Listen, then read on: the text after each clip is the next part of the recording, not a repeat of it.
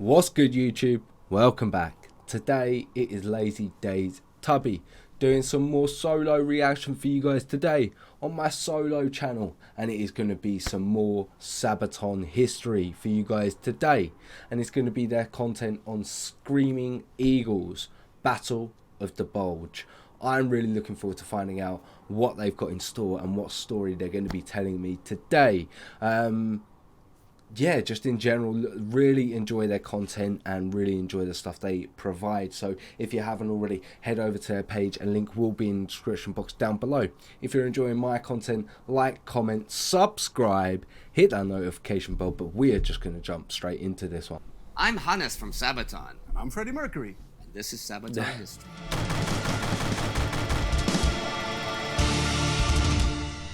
Screaming Eagle. You know, eagles don't actually scream. It's more like a Yeah. And our song, Screaming Eagles, is about the 101st Airborne at the Battle of the Bulge. Okay.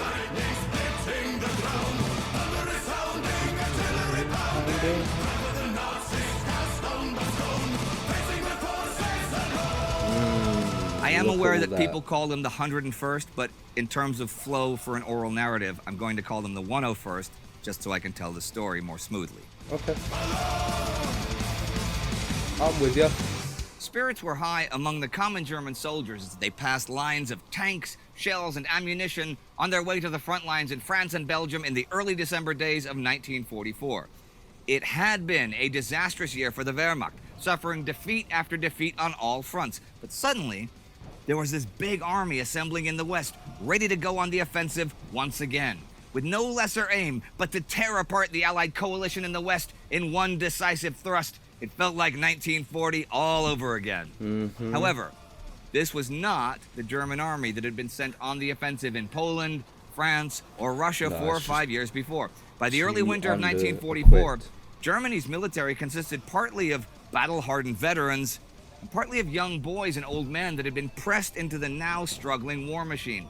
The Reich was scraping the bottom of the barrel in terms of conscription and logistics. Supply had always been a weakness of the German army, but in 1944, it clearly, seriously lacked adequate motorization, fuel, and ammunition to support an endeavor like this new Western one. The armored wedge of the offensive was an amalgamation of different models, as was the artillery. Some Panthers and Jagdpanzer, but mostly Panzer IVs and modified half-tracks. But the Panzer Grenadiers rode on the tanks. The paratroopers were reinforced by young men from the Luftwaffe personnel, and the Volksgrenadiers were made of shattered divisions. Imagine being some of these poor men if you're forced to conscription and you don't even believe in the cause anymore, but you're having to do it because you're being forced to. And you know that your situation is terrible and you've not got much hope. Yet obviously you can't say no because obviously the government have power to hurt your family, so you're just in a no-win situation. So despite the impressive numbers, the army seemed to lack the capability of fulfilling Adolf Hitler's vision for destroying his enemies. As the attack finally began on December 16th, it did fail to achieve its objectives rather quickly. The 6th Panzer Army, which was supposed to lead the main attack, had been held up by stubborn American resistance at Saint-Vit, Malmedy, and Elsenborn Ridge. Even though the main thrust had failed, though, the supporting 5th Panzer Army had managed to achieve considerable success further south, as it had found a weak spot in the American lines in the Ardennes. Plans shifted on the spot. 5th Army would advance all the way to the River Meuse, taking the town of Bastogne in the process. Bastogne was not only a major traffic hub, but also a depot for Allied fuel, storing nearly 3 million gallons. A precious resource to the Germans if captured, sure, but even if destroyed, it would sabotage plans for an American offensive in the coming spring. If Bastogne were taken quickly, there might still be a chance to further advance beyond the Meuse and towards Namur. There would have been possible, but yeah, we'll see.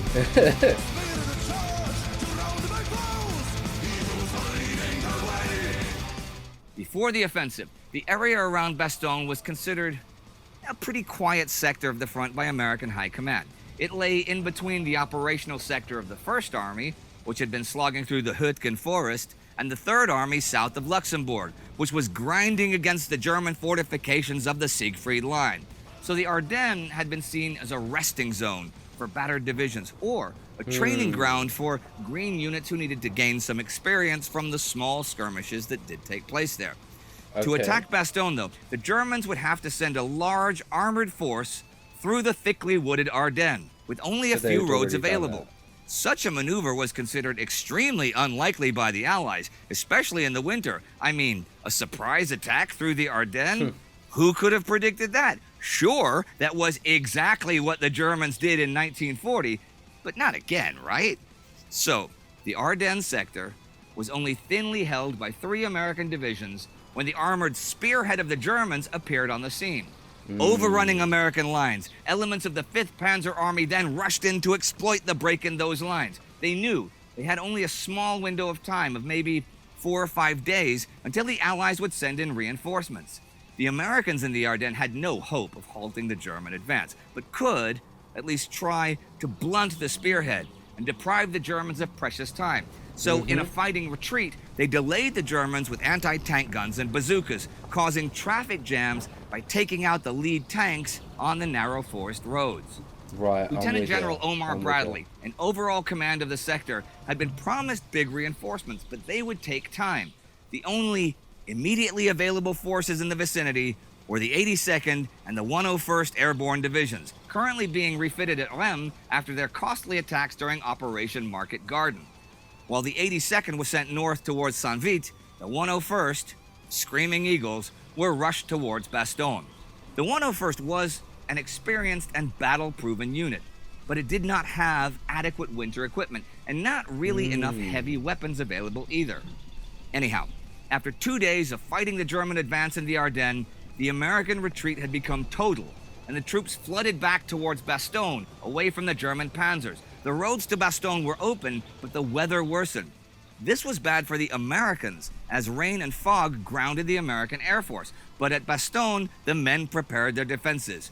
Field artillery and M7 self-propelled howitzers dug in on a semicircular perimeter, while engineers turned the town into a fortress. Imagine knowing that all of these tanks and people are coming to your position. You have to hold it. 19th, panzers appeared on the outskirts of town, and those American tanks that were available rode out to meet them, delaying the German advance once again. That night, the Screaming Eagles finally arrived in Bastogne. So too did the elite German Panzer Lehr Division. The next day, the Screaming Eagles were smack in the center of the action. While the German tanks and tank destroyers attacked and destroyed the retreating or bogged down American Army units just outside Bastogne, the 101st engaged the German infantry. Supported by field artillery, the Screaming Eagles fought through the outskirts and local villages and even barricaded themselves inside an old chateau, shooting down the Panzer Grenadiers who tried to flush them out. This stiff resistance cost the Germans even more time, and it was not until the 22nd that Bastogne was finally surrounded. Hitler gave the order, Bastogne must be taken at all cost. On that day, 2 blindfolded officers of the Panzer Lehr approached the headquarters of General McAuliffe, in overall command of the various troops trapped inside the city. The 2 officers asked the Americans to surrender. Confronted by the offer, McAuliffe blurted out laughing, "Nuts." Bastogne was encircled, true. But for days now, the Germans had tried unsuccessfully to break in and had been repelled time and again. And let's face it, being encircled was basically part of the job description of the 101st Airborne. Lost for adequate words, McAuliffe also just typed out "nuts" on the document. To the puzzled Germans who asked, what was this supposed to mean? The Americans simply explained that they should go to hell and that every German trying to get into the town was about to be killed. So the German forces built up again, reinforced by more veteran Panzer Grenadiers from Italy and more tanks and tank destroyers. But the skies cleared, and the American Air Force was able to resupply the encircled city. The 101st had dug in on Christmas Day in the woods northeast of the city. Digging into the frozen ground in the woods was difficult, but every foxhole was a lifesaver as the German shells dropped all around them. In the freezing cold, the German grenadiers infiltrating the woods in white camouflage were met with rifle and machine gun fire, and the advancing panzers were engaged with bazookas and howitzers. Wave after wave, the Germans advanced on the 101st from different directions, but time and time again, the paratroopers and glider infantry fought them off in a series of vicious battles through woods and villages. Specialized tree buster shells were soon falling on the German positions, savaging the attackers with splinters and shrapnel. Christmas attack was an absolute disaster for the Germans, with heavy casualties and the loss of a lot of tanks.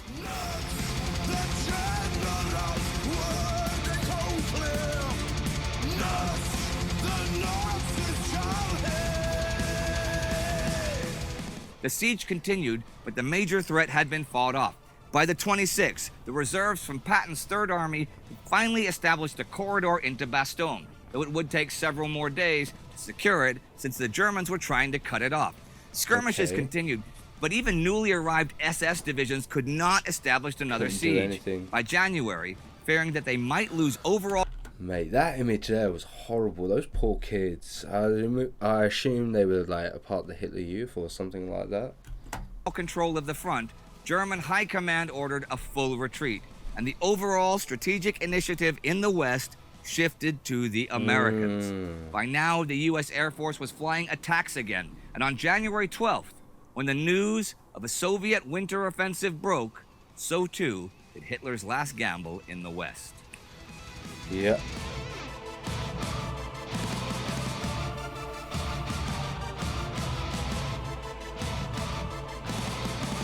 Mm. 101st Airborne. What about them? Well, 101st Airborne. We visited them at Fort Campbell. And I just want to say to anyone who was there and to anyone in the 101st. And at Fort Campbell, thank you for taking such good care of us. Did you go to Bastogne as well? Yes, I did. We saw the lovely Sherman tank they have on the town square. I haven't been there. You haven't? No. Oh, I recommend it. The forest outside of Bastogne where they, all of that crazy stuff from, Band of Brothers. You can see in there. Tell us about the actual song itself. How did this come up? Actually, a bit different, this one. I was sitting very much alone in the old studio, and I was writing the music. And I didn't even have any idea what the song was going to be about at this time. To be honest, I might be destroying somebody's illusion of the songwriting process here. But I was so fucking angry and tired with myself because I've been writing a lot on the Coat of Arms album, and I just hadn't gotten that punchy, really hard, adrenaline rushing song yet. Probably about 1 or 2 in the morning, I just said, fuck this shit. I'm gonna write a song and I'm not going home until I did. And in that case, that aggression I had towards myself actually just kickstarted that intro, and which became kind of the chorus as well, like making the guitar riff, and it's like, yeah, that's it, let's go, next. Cool. So I just didn't give myself any chance to slow down and overthink it. So it just went like a train from beginning to end. And by 7 or 8 in the morning, it was all done. So it's actually one of the faster Sabaton songs ever written, from a songwriting perspective. And the neighbors called and said they were really happy. Yes, they loved it. Enjoyed the entire songwriting process. They thought, wow. Can't wait to hear your new album, man. Keep working at night, man. That's the thing. But hey, something you said before I want to get back to. You mentioned Band of Brothers. Yes. I love Band of Brothers. So do I. It might seem obvious to a lot of people who are into history that, everybody has seen that. But well, they might not know that Band of Brothers is about these guys. Yes. Oh, sorry. It is about the 101st Airborne, and there's a fantastic book called Band of Brothers, written by Stephen Ambrose, if I'm not mistaken. I might actually. But Band of Brothers itself, the series you were saying about. It's almost 20 years old now, and this is something. I guess if you are under 25 or maybe under 30, you might have missed out on. You shouldn't miss Band of Brothers. You guys, how awesome is Band of Brothers? Awesome. And they're not saying that because they have to, because we could always cut it out and add some screams in there. Yeah, we got to add some extra screams because they didn't sound enthusiastic enough. Yeah, we want people to think we have a really big crew as well. Isn't that right, Sergey, George, Geraldo? No, but seriously, Band of Brothers is absolutely amazing. It's if you want to get an idea of not just the fighting part of war, but every aspect of what goes through a soldier's life, you owe it to yourself to check out Band of Brothers. Yeah, perfect marriage between documentary and Hollywood movie almost. It's a 10 1-hour, TV series. Yeah, I haven't done. They also did the Pacific, which I have not seen yet. The Pacific. What? No, I have not seen. Oh, that's amazing. I mean, the first time around I watched it, I didn't think it was as good as Band of Brothers. But the second time I watched the Pacific, I actually think I liked it even more. All right, well, that is it for Screaming Eagles. And that's it for today. There you go. Wow, these boys were really struggling that day. I feel them. I've had days like that when I'm recording where you gotta get the randomness out. I actually really enjoyed that though. I really enjoyed it. It was interesting to know that was one of the quicker songs that is written. Obviously, sometimes you just do have that process. Some songs are just easier to write than others, when you sit down and you do things. Do you know what I mean? I've dabbled in bits and pieces myself. But yeah, I really enjoyed that, guys. If you guys are enjoying my reaction to this, and if you have any more suggestions, then like, comment, subscribe, hit that notification bell, and I will catch you in the next video.